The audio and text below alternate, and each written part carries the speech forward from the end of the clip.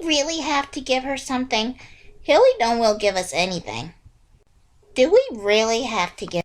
Hello, listeners, viewers, friends, strangers. Welcome back to my channel. Or welcome to it.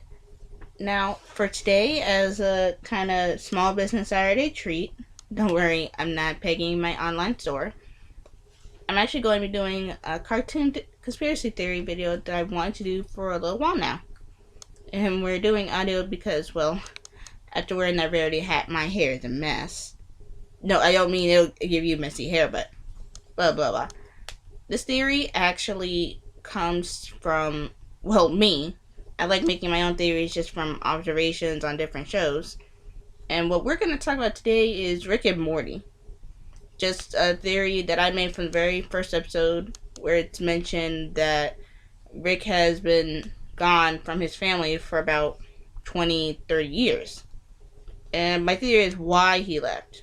Now, they say it's because he was bored with his marriage to his wife. But I don't think that's it.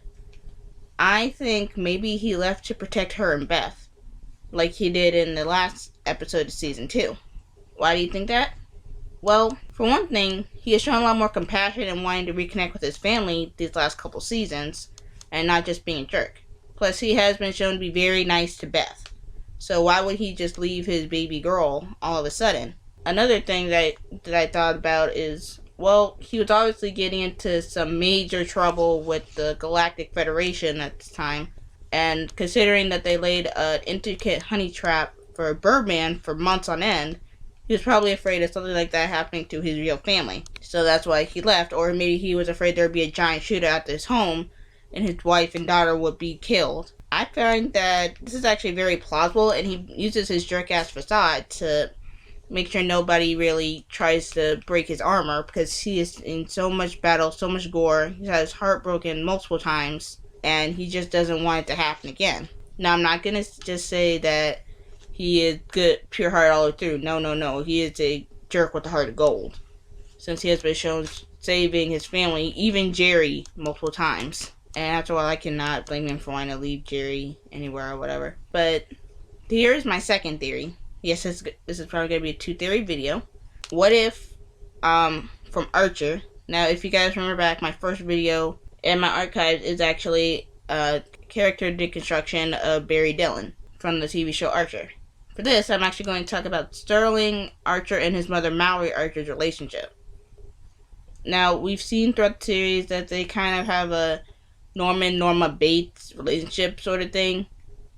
Not mostly on her part, because she has been emotionally and physically abusing him in her idiotic assumption of how you're supposed to raise a child. Surprisingly, no one called CPS about this.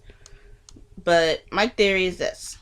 We all know that Sterling Archer was a great lacrosse player, and he would have gone pro except for that terrible assassination attempt by a loony fan.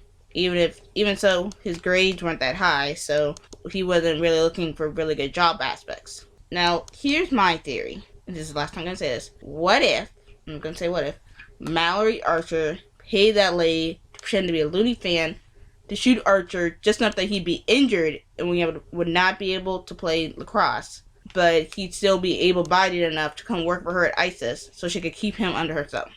There are some things hinted out throughout the series that have actually supported this theory. Like Mallory, whenever Archer goes off somewhere without her knowledge, she immediately tries to get him back under her thumb, including at one point when he tried to change jobs.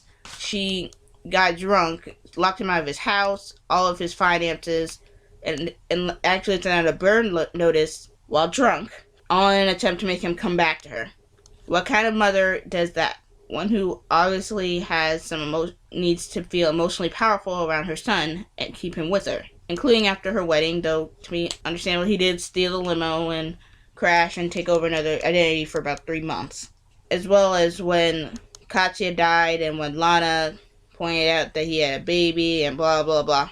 Also, they tend to pinpoint all of her negative aspects and try to make it a little bit better with some loving notions, including one where he was attacking her with the KGB chip in his head, and she made sure to shoot him, but not kill him, by shooting him in the old tin ring. So this would be perfectly plausible for her, because obviously She just probably retired. He was about to make his own name and have to be away from her. Besides being at boarding school and blah blah blah. Where we've also shown her parenting style. She thinks she can parent into adulthood by stealing his car, even though he probably left it open for Woodhouse to clean, and just taking some of his stuff and trying to teach him lessons throughout that don't really apply to that situation.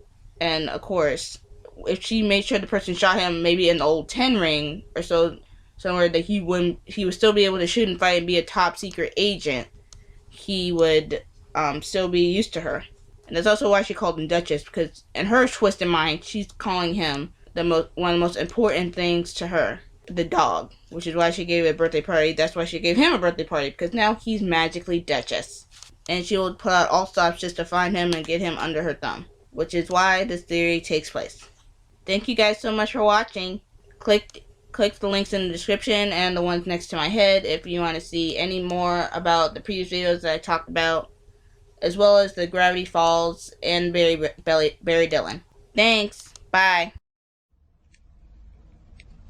Hi, I'm Daria. Go to hell. It won't work. My face is too expressive.